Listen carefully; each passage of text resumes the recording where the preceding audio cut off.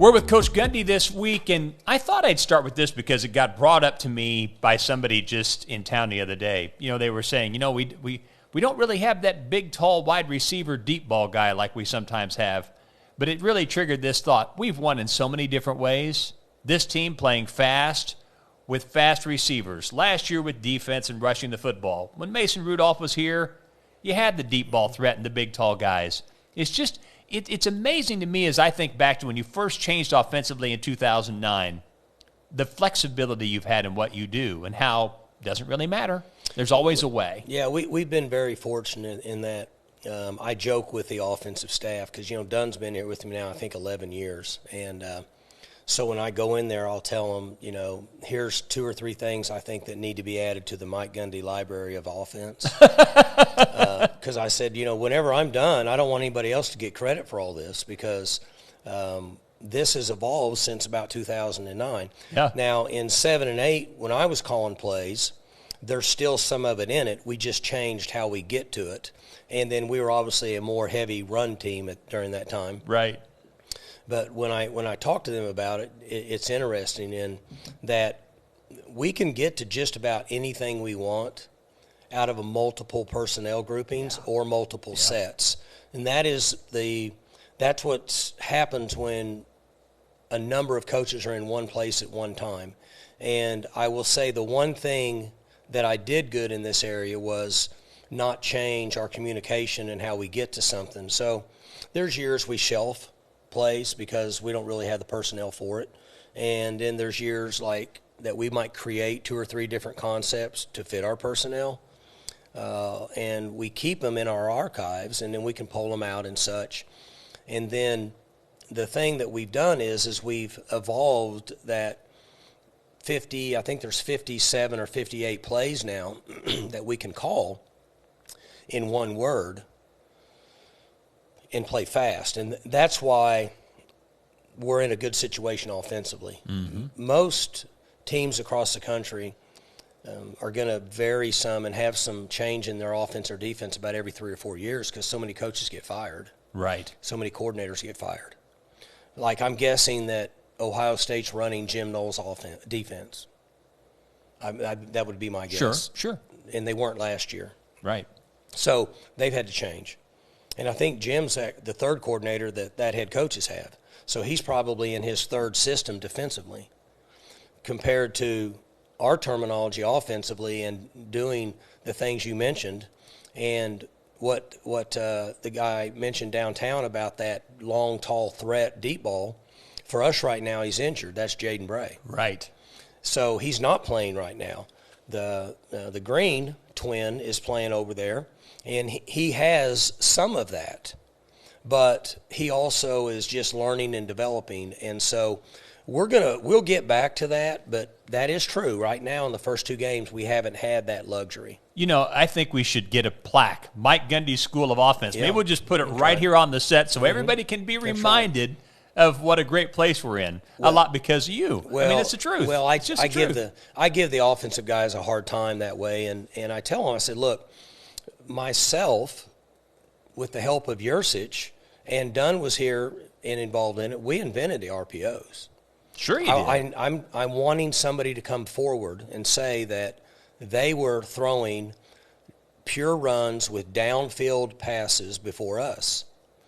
And I'm not talking about the Mike Leach world where it's a run and flip it out in the flat, which I think he was the first guy to do that. Or maybe he came from Valdosta. They did it way back when. I'm not sure. Right. But as far as a designed run play, zone blocking, power blocking, even counter blocking, and have a ball thrown 10 to 12 yards down the field is what we were the first to design those plays back when I don't even know what year it was, but Dunn was on the staff, but Yursich was the coordinator. Well, and then you think before that, the formations, the diamond. Mm-hmm. Nobody had done that. That's right, the reverse wishbone. And you see it now on Sundays. Yeah. I see it on Sundays. Of course, we did. That was 2010. 2010 is when we first showed that. Yep. And then, and what's interesting is I don't know that anybody else ever ran that formation at this level. Now, you would see that some in Little League football, but not at this level. And then for the next few years, we saw it all over college football. Oh, yeah. And we didn't design that formation to be the first people to design the formation. We designed the formation because we had really good tailbacks, and we had 3 or 4 really good fullbacks. Including Stillwater kid Bryant Ward, who was all conference at fullback. Kai Staley. Yep. And they were really good. And we had another one. His name will come to me a little bit. And then that forced defenses to play man coverage on Justin Blackman. And so that formation came about because of the personnel we had. And then it just ended up being we were pretty much the first people to use it. Yeah, we all know how that turned out. Justin Blackman won the Blitnikoff Award, so that turned out pretty good. You know, with that thought in mind, one thing you've said is that the offense is pretty simple for everybody except the quarterback. Mm-hmm. Now you have the most experienced quarterback in the Big 12, one of the most experienced quarterbacks in America, playing at the same school. One thing that's worth noting is, in an era, especially in our conference, where transfer quarterbacks are playing everywhere, that's not been the case for you. That's right. We don't want to say never, but in order for this to work, ideally you have a quarterback that grows up in the system, correct? No question. So there's a lot of discussions about there was discussions about the youth at our quarterback position behind Spencer this year. Sure.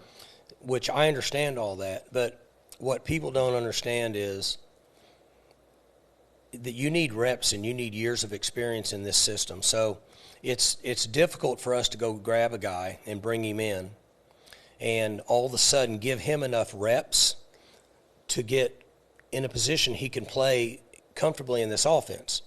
So let's just say in the off season we went and grabbed a guy. So are we going to take reps away from Spencer to give him more reps, right, to see if he can gather enough information to compete on Saturday? Well, I knew that wasn't going to happen. And then if we bring in young quarterbacks, which we've done a pretty good job of, we have to give them quality reps to give them a chance to learn the system.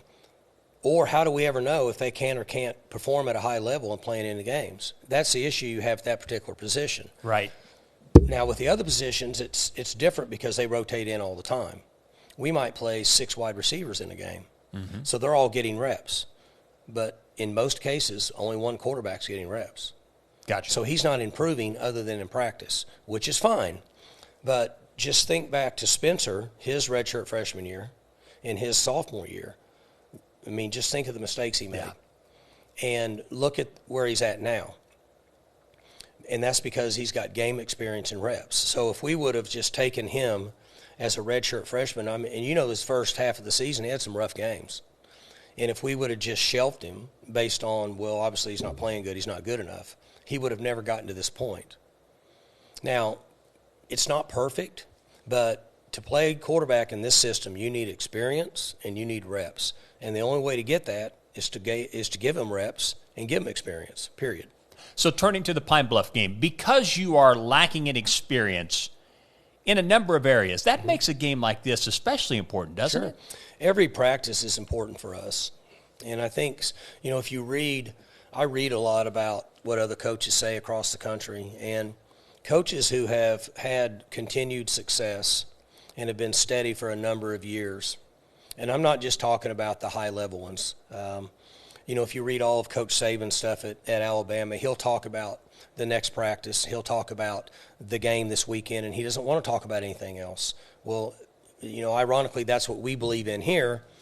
And then if you read about other coaches, maybe not the guys that have won 6 national championships, just guys that are good football coaches, they're going to say something similar to that.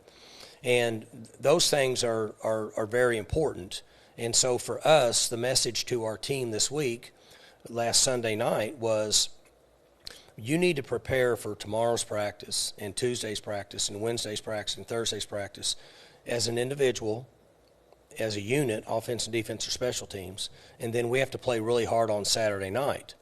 And that's all part of the process to get where we're trying to get at the end of the season.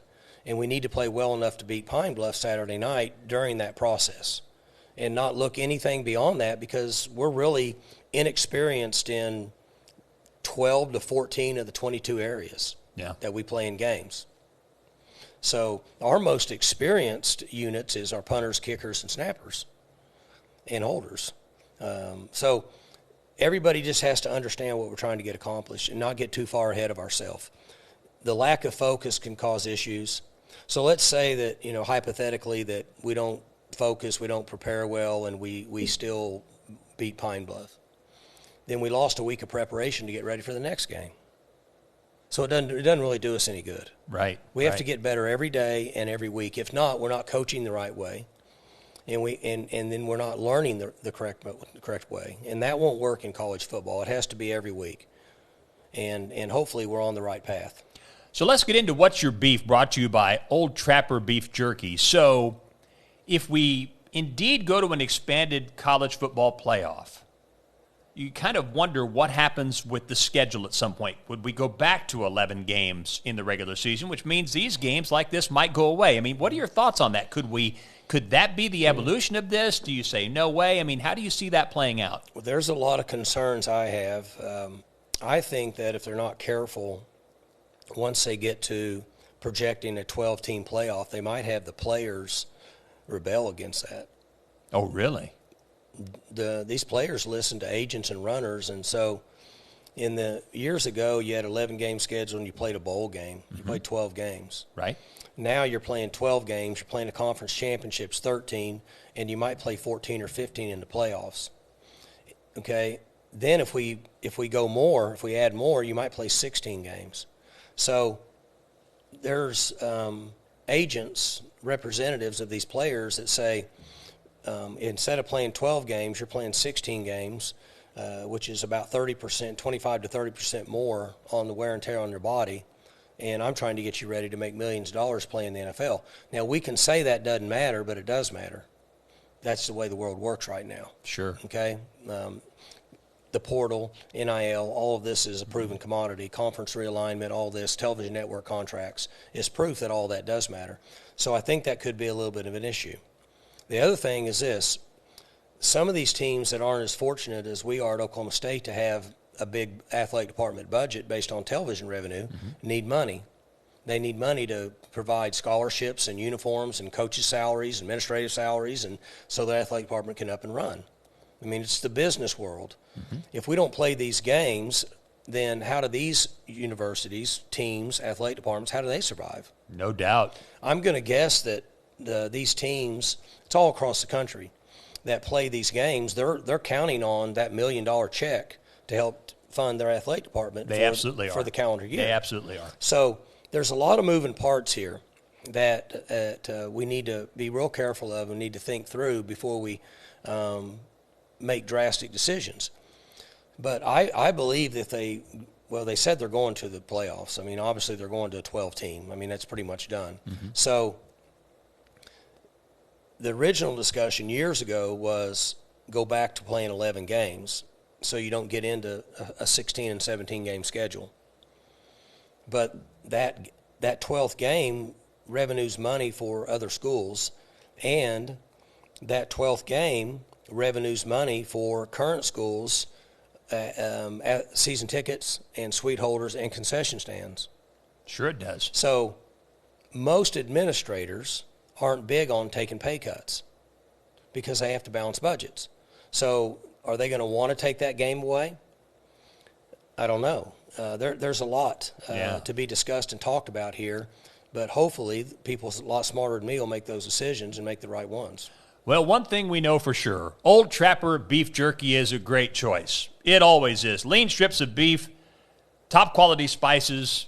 It's fantastic. You see it right here. It's in the clear package. They have nothing to hide, Coach, because it's so good, they just want you to see it. That's right. Look right through. Hey, don't hide. There's no need to hide. Old Trapper, a great choice. That's the Orange Power Podcast. We'll see you next week.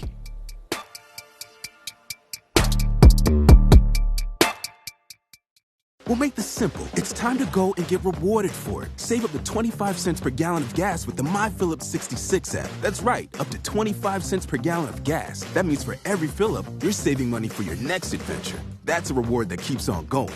The app is safe and secure.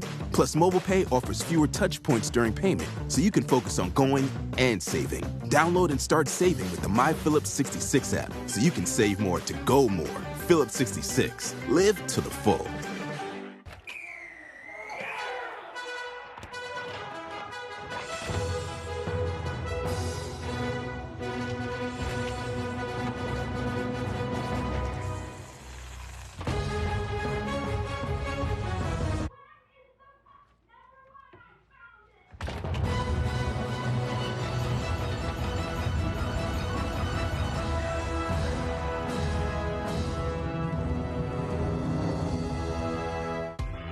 At OG&E, we energize our future every day.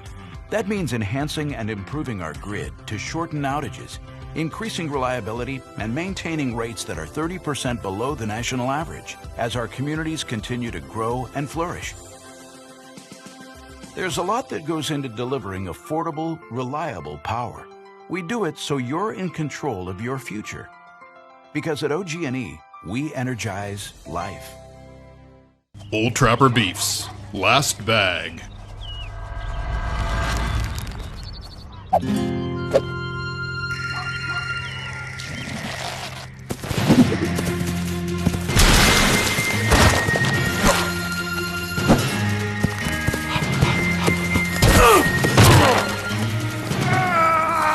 You know there's plenty for both of you. Old Trapper, what's your beef? The official beef jerky of the Big 12.